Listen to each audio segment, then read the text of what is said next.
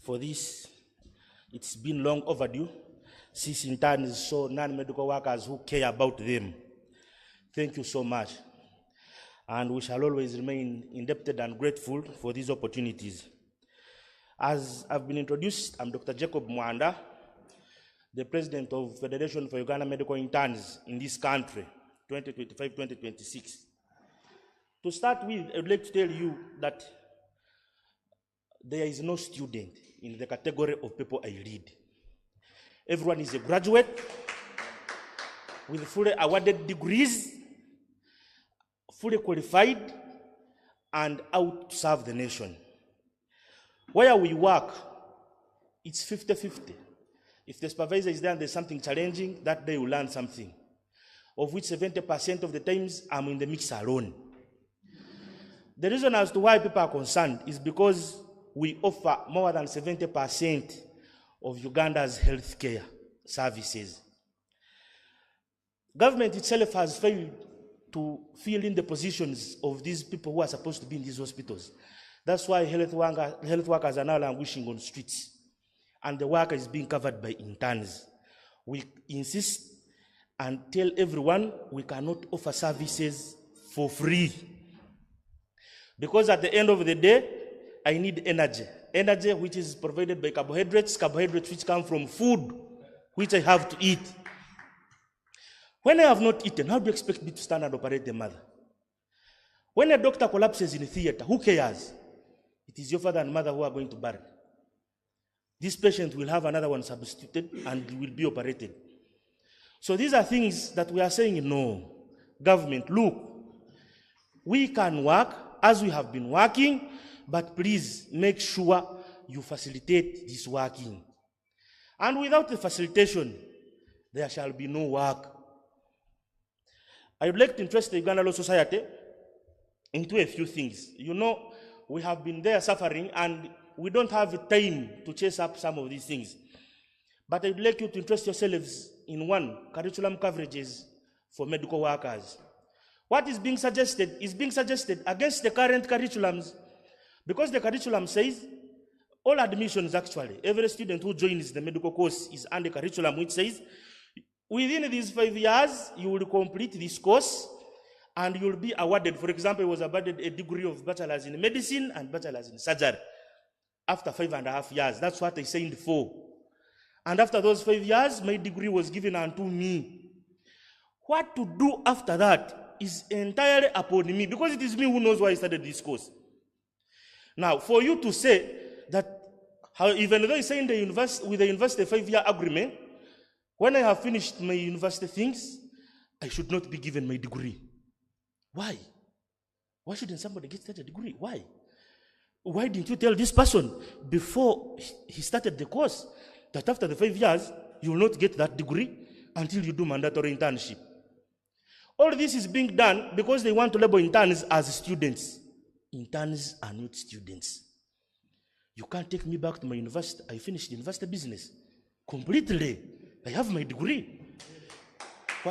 Whatever I do with my degree depends upon me. Because I want to practice medicine, I'm doing internship.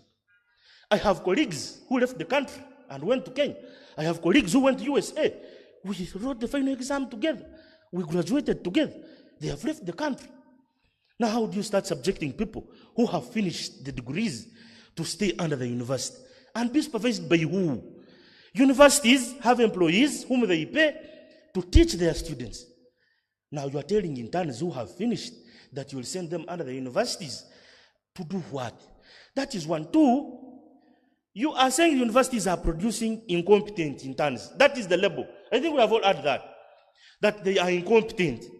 But you are again subjecting now the same incompetent trainers to train even the internship, which you would have used to polish the incompetence that the universities have sent. And this is why we are saying this policy is wrong. We have been advocates with my brother, the president of WUMA, for an internship policy. Why have we wanted an internship policy? We want this policy to be known that an intern is supposed to earn this amount of shillings per month. An intern is supposed to work these specific hours a day. As we talk, we work 24 hours a day. And your supervisor does not care whether you went back to home or to freshen up or you have not eaten. They don't really care. These are things we're advocating for that should stop. Unfortunately, the policy doesn't cover such things. We were saying, if an intern falls sick, the policy should be catering who should treat the intern. Because I am from Kabale, you have sent me to Arua, I reach Arua and I fall sick. The hospital tells you, this is a common business for everyone knows it. That you reach there is no Panadol, there is no Septrin, there is no common medicine. And you're telling an intern whom you pay after 4 months that, look, bro, you have to buy a testament of 50K per dose. Because according to your weight, that is what is enough. So, we are like, this guy has spent 4 months, has not yet earned money. How do you expect the guy to be treated? So these are things we're advocating for to be in the internship policy.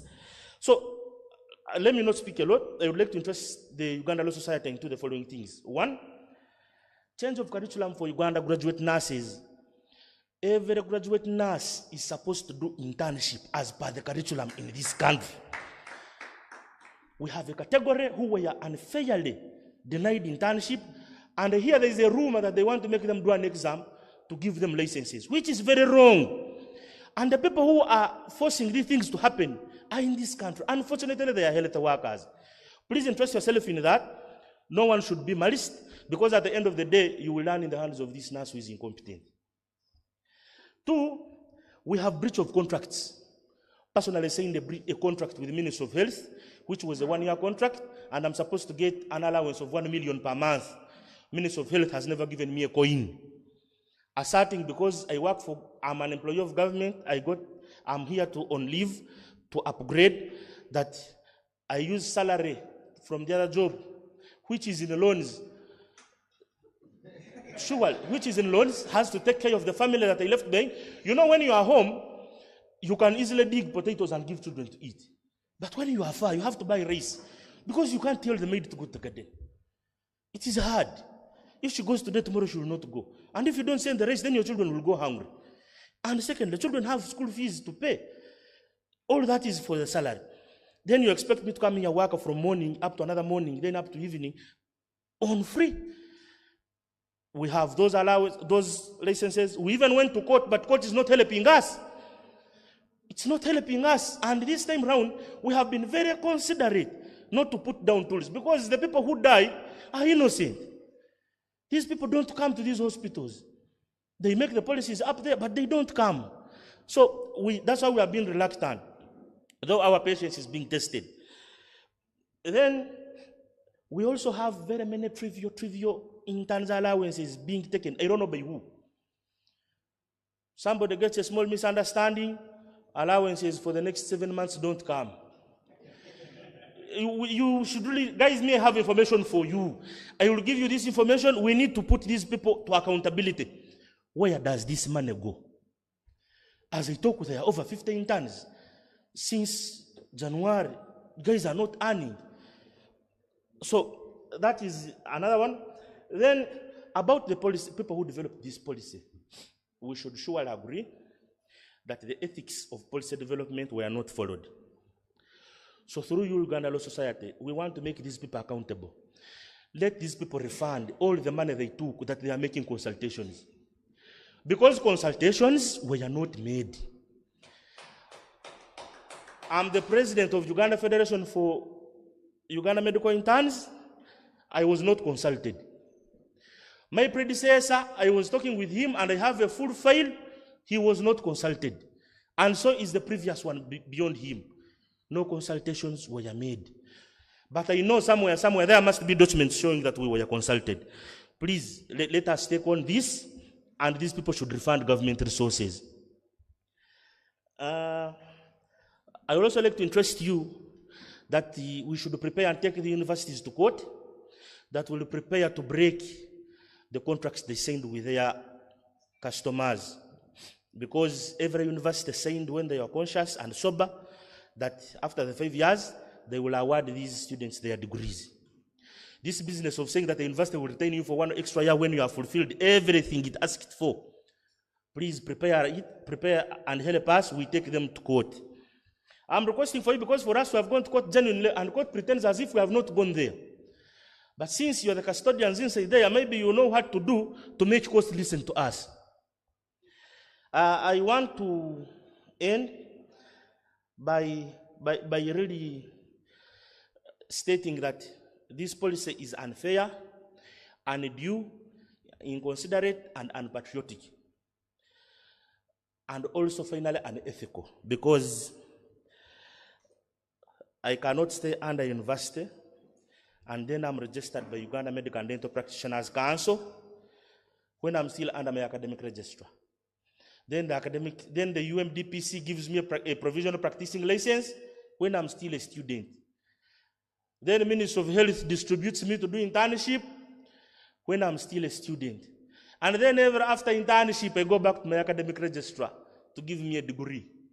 The question is, what is UMDPC licensing? If it wants to license a fifth-year student who has no license, it is equivalent, who has no degree, it is equivalent to licensing a fourth year.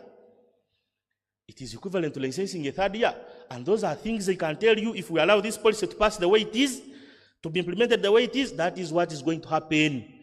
I have my son, I have the influence, my son is in the third year, but I want him to finish, I will influence, they will deploy him, he will get a degree after 3 years. I'm telling you the truth, this is Uganda.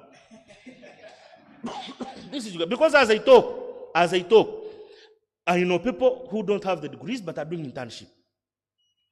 Their classmates are going to start internship now. But as I talk, they are finishing internship. Where did they pass? What did they take to UMDPC? Nothing. They can't convince us that they took there anything. So if we don't look into this now and we help each other, I can assure you at the end of the day, it is my relative, of which mine is unlikely because I will treat him myself, but your relative might land into the hands of these people. So please, thank you so much, Uganda Law Society. How I wish all other bodies take up this and we help each other. Thank you so much.